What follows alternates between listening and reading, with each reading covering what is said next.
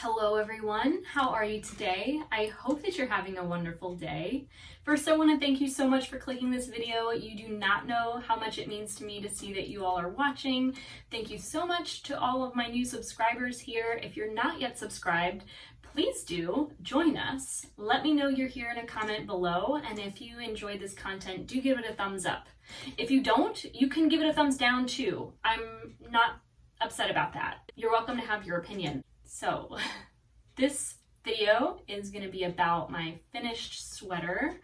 I usually upload content to my YouTube channel in the form of a podcast series called Thread to Mend, where I often diverge from the subjects of knitting and spinning and kind of just talk about whatever I want to talk about. It's there for you to listen to while you're knitting or spinning yourself, or to simply enjoy in your leisure. In this video, however, I'm going to focus specifically on the pattern modifications that I utilized and the methods that I practiced to make my sweater making easier for myself. So if you're interested in learning more about my modifications to Caitlin Hunter's Misurina sweater, please keep watching.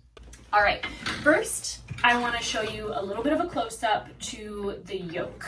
So I'm going to get in real close here. All right, you'll see, I don't want to give you all the details of the sweater pattern because obviously it is a paid for pattern, but the methods of this collar are some of my favorite. I've done both of these steps in other sweaters before, and I feel like this little rolled hem is one that I really like, and I love twisted stitch rib in a lot of my projects that I create. This lace yoke here is absolutely divine. I love it so much, and the way that the cables increase and insert right between those leaf patterns I think is gorgeous. I decided that I wanted to use a barber pulled hand spun 2-ply yarn for the contrast color. This fiber here in the contrast color is a Malabrigo noob braid that I picked up at my local yarn store. I'm sorry that I don't have the fiber band any longer, and I cannot completely confirm the color of this one here, but I want to guess that it's the glitter colorway. It's green, it's gold, it has a little bit of black, a little bit of brown, but it's mostly yellow, mostly green, mostly green. The main color that I knit this in is my own hand spun from a fleece. I bought this fiber at the Maryland Sheep and Wool Festival back in 2019. I dyed the fiber in the wool with Black-Eyed Susans, and I dyed 3 batches using different mordants to play around with color. They all turned out generally the same color over time. I'm not sure if they were not light fast, if they faded, but once they're knit into a fabric, it looks almost solid. It does have a little bit of texture from a distance, but also so does the nature of my hand spun. It's not completely, machine perfect. So it has this little bit of texture to it that I like. So I mentioned that I spun that fiber into 3 singles and I applied it into a 3-ply yarn. This yarn is so squishy. I'm getting much better in my spinning at not over plying, but some of it is a little bit over plied, meaning that the finished yarn is a bit tight and dense, kind of like a very soft rope. But not as much as some of my other spins. I feel like I am improving sweater quantity after sweater quantity, and knitting my finished hand spun yarn is the single most informative act in terms of improving my spinning over time. So if you are a hand spinner, I highly encourage you to knit with your hand spun yarn almost as soon as you can, because it is going to educate and inform your process and help you improve and improve and improve over time, again and again and again. It's just never ending how much we have to learn about this craft, right? So I dyed the wool, I hand combed it on my Valkyrie hand combs. I use, it's like a 2-prong extra fine hand comb. I feel that the extra fine hand combs are excellent for almost every single type of fiber there is. And I spun it on my Kronsky Minstrel spinning wheel. I didn't have a ton of yardage for this garment, so I was very concerned that I would run out of yarn before finishing the sleeves, and that was not the case, thank goodness. And I contribute that to my addition of decreases in both the body of the sweater and as I continued the length of the sleeves. If you're not yet familiar already with the sweater pattern, it is a short sleeve design with either an eyelet motif or a purled texture motif that you can choose. I love stockinette. I love to wear stockinette. I love to knit stockinette. So I knew that I wanted to continue straight stockinette in the body. I contemplated continuing the cables down the front as well. However, you notice that the increases are here between the cables, and so they have the cables kind of turn out at an angle. And then I realized it might be a bit strange if those cables suddenly continue straight down. I just wasn't sure that the idea would translate as cleanly as I might have originally thought. So I didn't end up adding that modification for that reason. And I just knit stockinette for the body because that's what I prefer in a sweater, to be honest. I did want to include the eyelet design somewhere, and I knew I wanted to continue the cable design down the arm of the sweater. So you'll see that I continued those two cables around that center arm motif, and I added the eyelet design between those. And I felt like that made the arm knitting very interesting. Every round you're doing something new, and so it was fun to keep up with a pattern that shifted every 4 rows to a pattern that shifted every 5 rows, back to stockinette where I added decreases along the inside. I decreased my stitches on the sleeve every 6 rows, so every rows of stockinette I added a 6th row of decreases.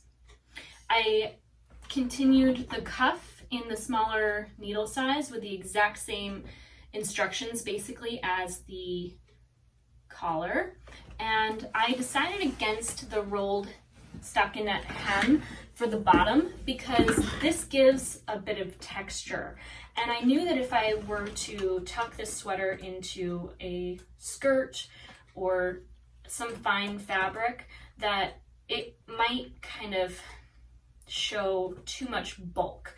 So I just continued the bottom of the sweater like I would any other typical sweater with just a little bit of twisted rib and a simple stretchy bind off. My go-to bind off is typically one where I knit, and then knit 2 together, and then knit the next stitch, and then knit those 2 together. So you're just binding off across with one working stitch on the right hand needle.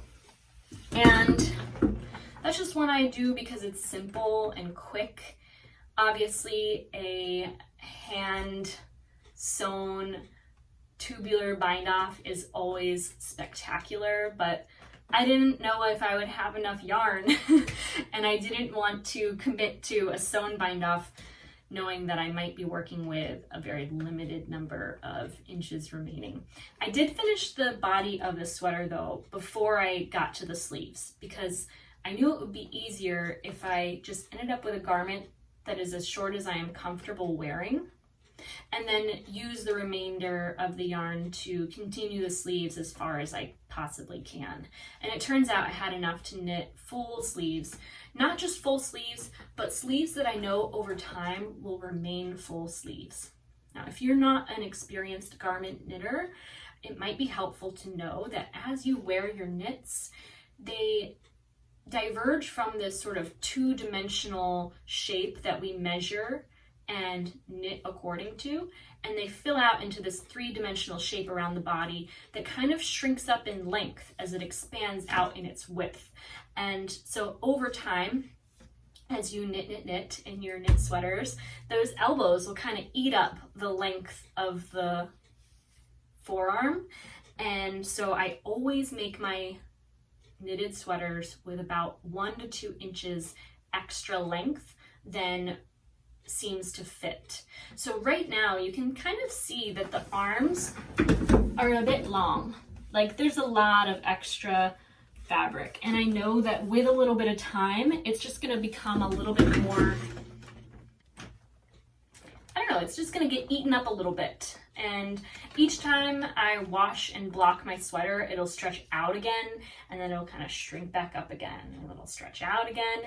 That's just the nature of wool. Something that I love about wool is that it just has this incredible bounce to it. It's almost like it's alive. It picks up moisture, it retains warmth. It is just an incredible natural fiber that I wish more of the world appreciated and understood. I am so passionate about wool fiber that I don't even know how to communicate how passionate I am about wool and processing wool from fleece. I'm gonna take one tangent here. I know this is not a podcast episode, but I was listening to Melissa's podcast, Knitting the Stash. She mentioned in her recent upload a little factoid about how in 1656 there was this act in place in the colonial America where families were required to spin 3 pounds of wool every week for 30 weeks of the year. And I haven't weighed this sweater. I weighed my other hand spun sweater and it's only half a pound of wool, and that took a long time. So I'm just like, I don't know, I'm just so impressed that people spun so much. I almost forgot to share with you all a few of my tips and tricks for sweater construction, and the majority of my pro tips are in the form of extra cables. I like to keep a few extra cables on hand to slip my sleeve stitches onto instead of waste yarn. It saves a ton of time and frustration. I find that the yarn will allow the stitches to kind of fall beneath themselves. It's just so much easier on a cable needle. Just take my word for it, please. It's so easy. And then another thing too is that I personally really enjoy 9-inch circular needles for the sleeves. I realize they're not for everybody, but if you haven't tried them before and you find sleeve knitting a little bit daunting, you might also enjoy 9-inch circular needles. When you're knitting a top-down sweater, you have the luxury of trying on your sweater as you knit. So I very often would slip my working yarn off the 9-inch circulars to a larger cable needle, and I would utilize my cable connector to make that a lot more easy. So they make these little cable connectors here. I've mentioned these in podcast videos before. They're just a very simple little tool that helps you connect one cable to the other cable. And if you have your working yarn on a 9-inch circular like this one, you can kind of insert the tip of it into that connector, and it gives you a really smooth glide to slip your stitches off your working 9-inch to a larger circumference for you to try on your sweater as you go. And then you can very simply slip those stitches back on to your 9-inch cable to continue knitting. So that was something I actually had never done before, and I was really excited to find that little hack. These cable connectors are flipping amazing. Like, they come in 2 packs. I highly recommend getting a pack of them. They are so good, and a couple extra cables for your set is highly recommended as well. I do like to have on hand too a very large kind of 60-inch cable so that you can try on the yoke before you connect the front and back body, splitting off the sleeves, because very often if you're modifying your pattern, you could simply change the number of stitches that are cast on between the front and the back. You can add or subtract stitches to those instructions, especially if you're continuing in stockinette. So I hope that those tips are helpful, and if you have any of your own tips, don't hesitate to share them with the rest of us in a comment below. This is my finished garment. Do you like it? Do you love it? Do you want to wear it? I know maybe you haven't watched my newer podcast episodes, but I talk about how much I've been enjoying Bailey Sarian's content on YouTube. She hosts this Murder, Mystery, and Makeup Monday series, and it's so entertaining. I'm thinking about doing a video for my own channel that features how I do my makeup while telling my own personal hometown murder stories, because there's plenty. But 2 of them I have actual, like, I know them, like I've hung out with them. So that could be cool, right? I don't know, but we'll see. If you're interested in seeing me do a video sharing my hometown murder stories while putting on my makeup? Let me know in a comment below. One last modification I almost forgot to go into was that I decreased the body of this garment. I decided to add decreases at the body for a few reasons. One is that I have a naturally narrow waist. And so when I'm knitting oversized positive ease sweaters, very often I'm making so much more fabric than my body needs, just because I am very naturally small. I also maintain an anti-inflammatory diet, so like that makes it even narrower. So I added decreases for that reason, so that it would fit better, but also I knew I was running low on yarn for this project. So by decreasing the stitches in the width of the body, I was saving myself plenty of inches to add to the sleeves. So I'll just give you a close-up of my side seam. You'll see that I did a knit two, knit, knit, slip, slip, knit as I continued down the body of the sweater. I want to say that I knit 4 rows between every decrease round. It might have been 5, to be honest with you. But that is my finished Misurina sweater. I hope that you like it. I am absolutely in love. I'm gonna have a hard time taking this off today. It is probably 90 degrees. I don't have my air conditioner or fans running right now while I make this video, so you might see that I'm starting to sweat a little bit. But I'm just so in love with this. It is so freaking cool. I am just blown away that this is something I'm actually able to accomplish. Like, to me, this is art. This is a literal work of art. And every time I share what I do with people who are not spinners or knitters, I am often asked, how long did it take to do that? And I've never measured the length of time it's taken to wash a fleece, dye the fiber, comb the fiber, spin the singles, ply the yarn, wash it, let it dry, you know, and then knit it into the garment. It seems like it would take so many hours. It's impossible to calculate the amount of time the sweater took. But I purchased the fiber back in May of last year, so it took at least like 16 months or so. I certainly gave myself plenty of time to figure out exactly how I wanted to utilize the finished yarn. Originally, I was going to knit a ducat sweater with this yarn, but I thought I was going to run out of yardage, and I knew I might need a contrast color to kind of fill out the amount that I would need for a full sweater. I believe that's it. If there's anything about the sweater that I left out that you want to know about, let me know. Ask your questions. I will answer.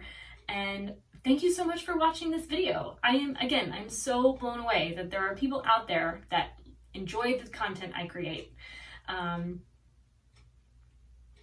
And just thank you so much for watching. I will leave below links to my social medias. You can find me on Ravlery, Instagram, or Twitter.